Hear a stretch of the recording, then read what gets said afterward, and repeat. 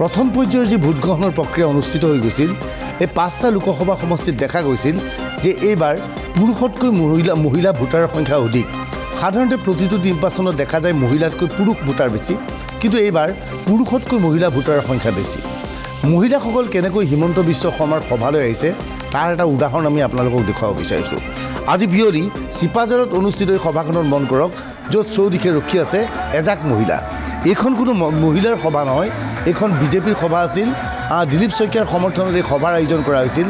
মুখ্যমন্ত্ৰীৰ আগমন ঘটাৰ পূৰ্বে এইদৰে হাজাৰ হাজাৰ মহিলাই শাৰী পাতি নাচি গানি অপেক্ষা কৰি আছে হিমন্ত বিশ্ব শৰ্মাৰ বাবে। কিমান মহিলাই মুখ্যমন্ত্ৰীৰ বাবে অপেক্ষা কৰিছে মন কৰক।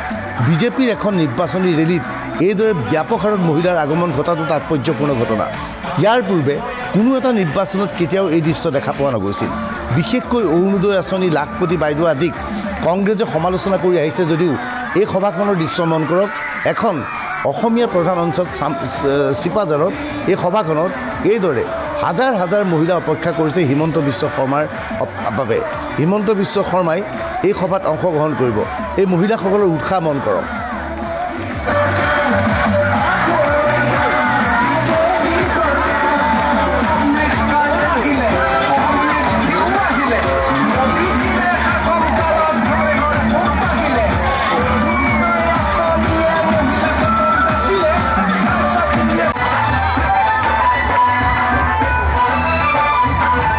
এইদৰে দেখা গৈছে হাজাৰ হাজাৰ মহিলা। ইয়াত কোনো পুৰুষৰ লক্ষণেই নাই। পুৰুষসকল পিছফালে আছে। সাধাৰণতে নিৰ্বাচনী সভাত এয়া মহিলাৰ নিৰ্বাচনী সভা নাছিল, এইখন নিৰ্বাচনী সভাৰ আয়োজন কৰিছিল। পিছফালে দূৰে দূৰে পুৰুষসকল ৰখি আছে আৰু সন্মুখত নেতৃত্ব লৈছে মহিলাসকলে। চিপাঝাৰৰ এই দৃশ্যই প্ৰমাণ কৰে কিদৰে মহিলা ভোটাৰ আগবাঢ়ি আহিছে বিজেপিৰ সপক্ষে। প্ৰথম পৰ্যায়ৰ যি ভোটগ্ৰহণৰ প্ৰক্ৰিয়া অনুষ্ঠিত হৈ গৈছিল এই 5টা লোকসভা সমষ্টিত দেখা গৈছিল যে এইবাৰ পুৰুষতকৈ মহিলা ভোটাৰৰ সংখ্যা অধিক। সাধাৰণতে প্ৰতিটো নিৰ্বাচনত দেখা যায় মহিলাতকৈ পুৰুষ ভোটাৰ বেছি, কিন্তু এইবাৰ পুৰুষতকৈ মহিলা ভোটাৰৰ সংখ্যা বেছি।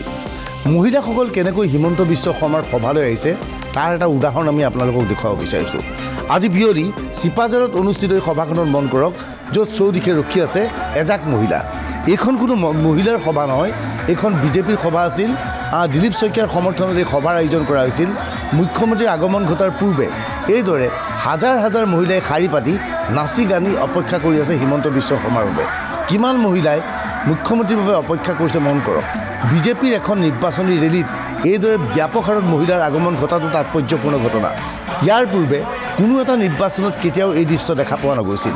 বিশেষকৈ অৰুণোদয় আঁচনি, লাখপতি বাইদেউ আদিক কংগ্ৰেছে সমালোচনা কৰি আহিছে যদিও এই সভাখনৰ দৃশ্য মন কৰক। এখন অসমীয়া প্ৰধান অঞ্চল চিপাঝাৰত এই সভাখনত এইদৰে হাজাৰ হাজাৰ মহিলা অপেক্ষা কৰিছে হিমন্ত বিশ্ব শৰ্মাৰ বাবে। হিমন্ত বিশ্ব শৰ্মাই এই সভাত অংশগ্ৰহণ কৰিব। এই মহিলাসকলৰ উৎসাহ মন কৰক।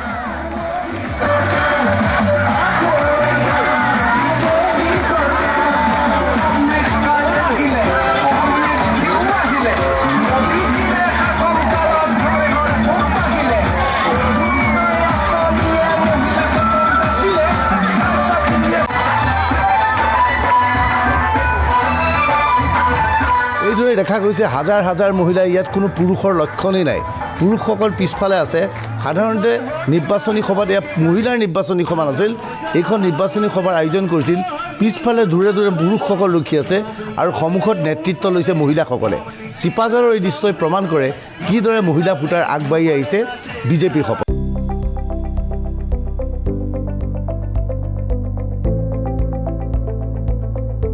NB নিউজ, সহজ সৰল ভাষাত নৱভাৰতৰ কথা।